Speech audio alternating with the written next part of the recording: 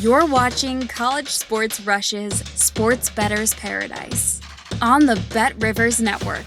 All right, Jimmy, I'm Charlie Hanagriff talking college baseball. It's super regional round now. We are down to 16, and boy, it's the first losing week that we had. We had 6 straight profitable weeks, but came up just a little bit short.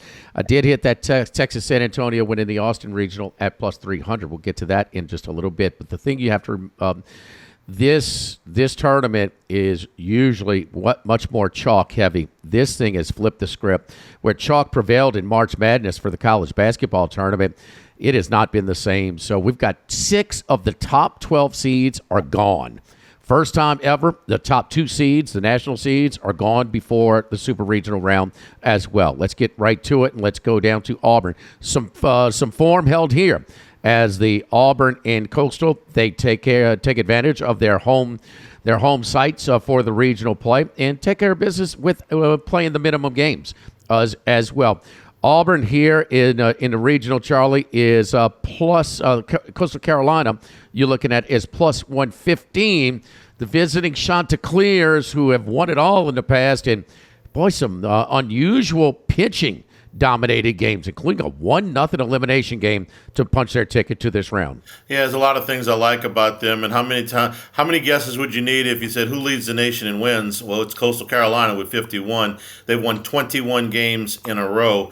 And I like the fact that not only did they win that 1-run game and a 2-run game in the regional, but they also won 2 games they won games in blowout fashion as well. So they put up a lot of runs. They've beaten some good teams, Jimmy. They've beaten Clemson, they've beaten Southern Miss, they've beaten NC State, they've beaten East Carolina. So it's not like they haven't, if you say, well, Coastal Carolina, they haven't played anybody. The Sun Belt wasn't quite as good from top to bottom this year as it has been in some past. It was the 9th best conference. But Coastal Carolina stormed through that thing. And their RPI is all the way up to number 5 in the country. So that, should negate any concerns you might have about strength of schedule. And another thing I like about them, they are 18-7 on the road. So they've won a lot of games away from home. I think they're worth a shot here. Auburn's good. They were 17-13 in the league. They're 28-6 at home, and they swept through the regional in pretty easy fashion. Central Connecticut, Stetson, and NC State, who was down on pitching by the time they got to them. So they swept through that pretty easy. And we'll talk about this when we talk about individual games. Sam Dutton, I thought through the first 7 weeks of the SEC season, 7-8 weeks, was as good as any pitcher going. But he faded at the end. His last 13 innings, he gave up 17 runs over 3 starts. So it looks like he's hit a wall a little bit. That's why I like Coastal Carolina here. All right, Coastal Carolina plus 115. Let's move on. This is a double play. Both Charlie and I like this one. We'll go to Fayetteville, and a big-time matchup here. A battle of 2 of the 3 teams that are the chalk to win it all with the odds makers and have been for quite some time. Tennessee wins a key game against Texas and Hoover in the SEC tournament to get over the hump at hosting. And they needed an extra game on Monday, but they overcame a 2-0 early deficit to win going away and advance to the Super Regional. Arkansas, the number 3 national seed, is 35-4 overall. Tennessee is just 16-14 in the SEC this year. It's kind of a championship hangover of sorts, or could they just be picking it up a notch when it's money time right now? I just think that Tennessee is a little bit, I know they've been a little bit overpriced all season long. They're one of the public teams, probably LSU and Tennessee, the 2 most public bet teams in college baseball. But Arkansas at home, minus 122. Oh, that's as light of a price as you're going to get. I love that Tennessee's matched up with them, so I could get this light price. I couldn't lay that price in the regional round. I'll lay it in the super regional round with the Hogs here.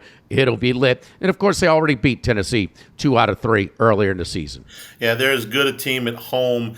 That's as good a home field advantage as anybody in the country has, I'd say Arkansas and LSU. But I like the pitching matchups here. We remember Zach Root in the middle of the season. We were kind of fading him a little bit. He came on strong later in the season. Now, he didn't pitch well against Tennessee, but he pitched really well against LSU. He pitched really well against Texas, and he pitched well in the regional. And even more important than that, Gage Wood, who was their number 2 starter, he missed most of the middle of the season, about 2 months. He's a projected late first-round pick.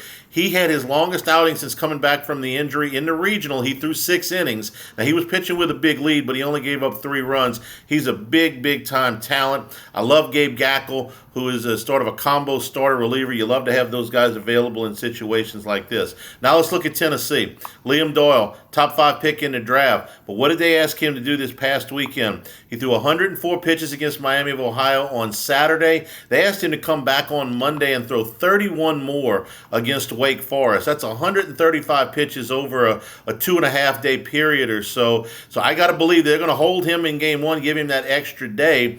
So that means Marcus Phillips probably goes in game 1 here.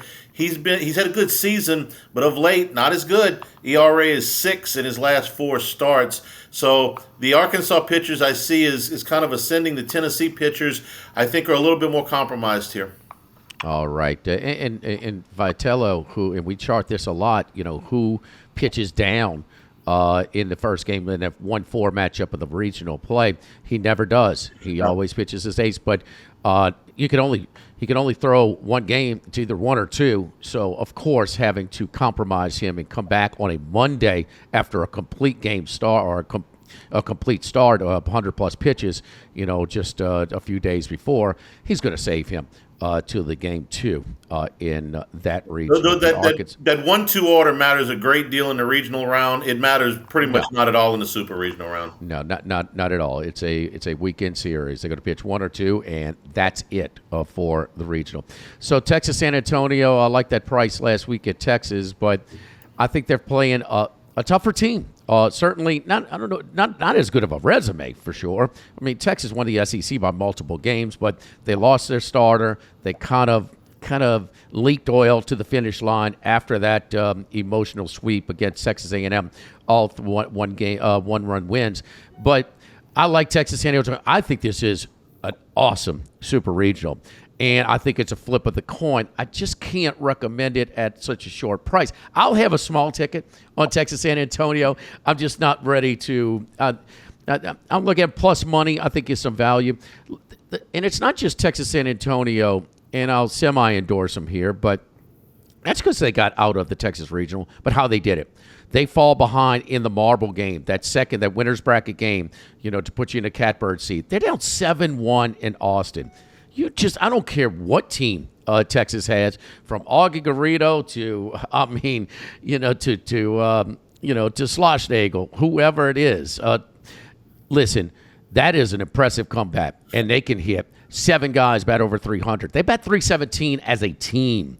Now, listen, anybody who's been to San Antonio knows there's always a breeze, and guess what? That breeze is usually blowing out because their pitching staff, they only have 1 guy with under a 3 ERA. So some of these numbers are a little bit ballpark, produced. But the other thing is they took care of Texas in the elimination game as well. They jumped up 7-1, and then they brought in their closer. And I love this guy.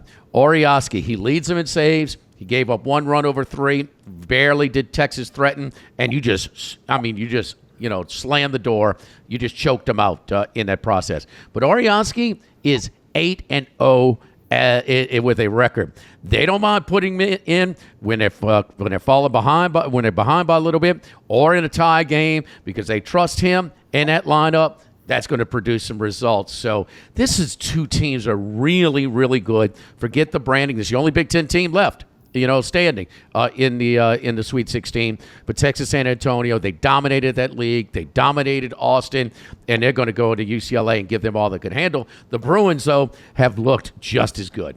Yeah, the one thing I'm concerned about here, and I am going to recommend UTSA. You're Texas San Antonio, and you beat a team like Texas. And they beat them 3 times this year. They beat them in the regular season, too. That's an emotional thing to come off of, so I'm a little concerned about a letdown. But I love the fact this team has played very well on the road. They're 19-9 on the road. And it's not just the wins against Texas. They beat Dallas Baptist. They beat Texas A&M. They beat East Carolina. So they've beaten some other good teams in the regional. They've won 12 out of 14 series. Plus, if you want to count the regional, that's 13 out of 15. They know how to win.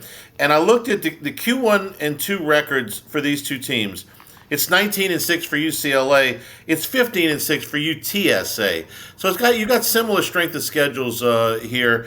I'm going to take the juice. I'm going to take the 145. I think is what we said. Yeah, that's what it is. I'm going to take the juice here. I think it's a pretty close series, but I'm going to take UTSA to ride that wave. I think the only thing that's keeping this series from, obviously it's being played in Los Angeles, but also just UCLA's been in this a lot longer. Texas San Antonio, I believe this is their first super regional, and they've never been to Omaha, but this team is legit. Let's go to some individual games. Let's go to a couple of Friday games, and it's a little bit of a long flight from Tallahassee to Corvallis, but the Seminoles, this is where chalk is held as well. And so you have the 8-9 seeds advancing to the Super Regional. Oregon State got that number 8 seed, so they will host in Corvallis. I was impressed on Oregon State losing game 1 and then coming back and winning 4 in a row. And really wasn't close, especially the 2 on Sunday and Monday against USC coming out of the winners bracket. Florida State, Jamie Arnold. Last year, 2024, the ACC Pitcher of the Year. That award went to Knapp of North Carolina this year, and has had some hit and misses down the stretch, but he's certainly capable. You're peeking forward for that first game on Friday. Florida State projected to be minus 105 with Arnold on the hill. Yeah, I just think this is a great price to get him at. And, yeah, he lost that duel to Knapp, pretty much, got Knapp secured him that Player of the Year award, Pitcher of the Year award. But I'm going to take Jamie Arnold at this short price. The 2 top pitchers for Oregon State, they're both good. Dax Whitney and Ethan Kleinschmidt. They are not, quite the caliber of Arnold. So I'm getting a reasonable price here. The cross-country flight doesn't, thrill me, but I'm going to take Jamie Arnold minus the 105 here. All right, another game on Friday, and you got 4 that start on Friday, 4 more on Saturday. This is This will be the opening day bracket for Omaha as well. So the 1-8-4-5 side of the bracket. And we go to the 4-5 matchup. Auburn's number 4. Coastal Carolina comes in as the number 13 overall seed, winning at home. We talked about it. And you're going to not only endorse Coastal Carolina to win the series, but also in this game 1. Jacob Morrison, the ace for Coastal Carolina, is 11-0 in the season with a 2.19 ERA. That's as good as you can do. At a plus price. Yeah, at a plus price, at plus 140. Sam Dutton, I thought, was as good as he could pitch for about 7 or 8 weeks. But the last 3 starts, 13 in the third inning, 17 runs. He even in the win against Stetson in the regional, he didn't pitch particularly well. So I like Coastal here at the price. I know that it's going to be a real emotional charged, opening game at the home Super Regional for Auburn. But I think the pitching matchup favors the visitors here, and at that price, I'll take Coastal Carolina. Sunbelt, not a bad league either, Charlie, for Coastal to just run through it the way they did. Yeah, it's not quite as good as it was, and we're starting to see a little NIL here, okay? The bottom of the league is not quite as good. But there's still a top 10 league in the country, and yes, they did absolutely lay waste to that schedule. All right. So I hope you have that ticket that we recommended many moons ago at Auburn at 40-1, and I thought they would be a top 8 seed. They were. They took care of business, and now that 40-1 price is now 8-1. Let's try and get past this one. I'm sorry, Charlie, but I hope Auburn beats you in the Coastal Carolina. I don't blame you. If I was holding that ticket, I would too. Well, you know what? Hey, I could certainly hedge as well with Coastal being a plus price with my plus 400 ticket for Auburn to advance to the College World Series. But I'm looking at brackets here with all the shakeup and all of the upsets. I mean, we saw 4s beating 1. I mean, all over the place. You got to look at the brackets now, and they don't reseed when they get to Omaha, and so let's see what happens. So first thing I look at is, LSU and Arkansas, if they hold serve, is going to face in the first round of the College World Series. That's going to be tough. Or LSU and Tennessee. I mean, that if form holds, LSU versus one of those 2 teams, man, that's game on, man. That is your primetime game on Saturday night. That's going to be, that's the one that everybody will look at. And certainly Anderson's is as good as it gets right now for the LSU Tigers from the left side. But that's just too tough of a path.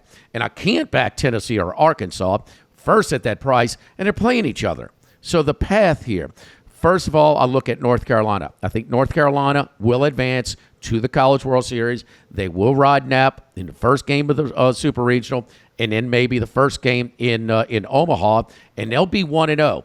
But there's a dip after Knapp. Knapp was this year's ACC Pitcher of the Year, and I like that. So I'm looking at the same bracket, and I'm looking at the 8-9.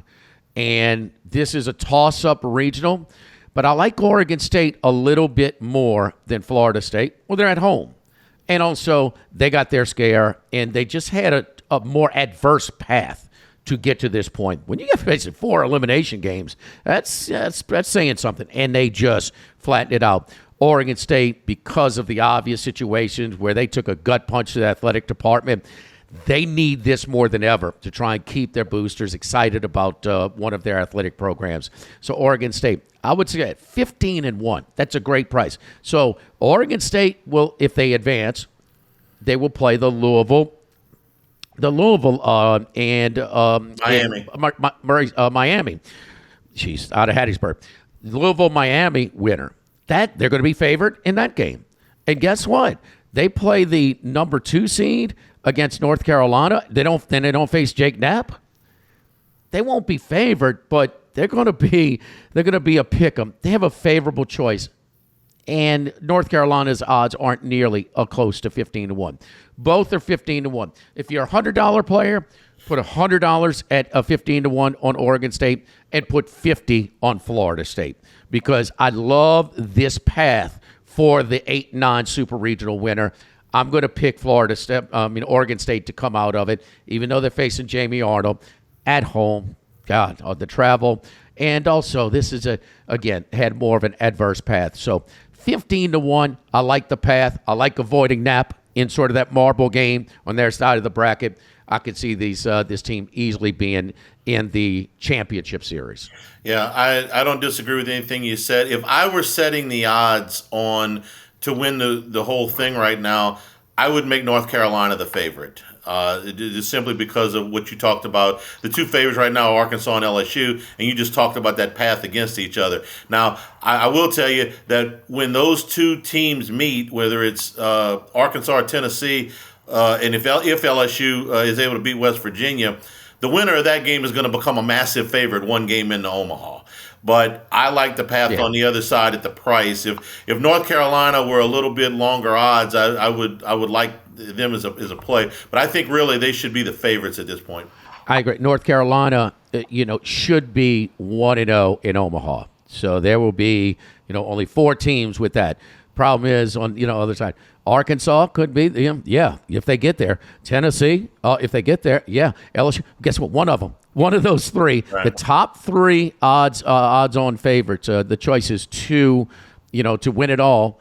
Only one can make it, and that's not debatable. That's not opinion. That's just the bracket. So the way the bracket is falling, I like North Carolina to be in that spot. But man, I think at the price, Oregon State, Florida State winner is going to have a much better payoff. We'll be back for College World Series, and then during College World Series play, we're going to be here daily, doing every morning, giving you the picks for those games. So let's get back on the winning ways after 6 straight winning weeks, our first losing week last week. So good luck to you. For Charles Hanagriff, I'm Jimmy Ott here on the Sports Bettor's Paradise on the Bet Rivers Network. Thanks for watching College Sports Rushes, Sports Bettor's Paradise on the Bet Rivers Network.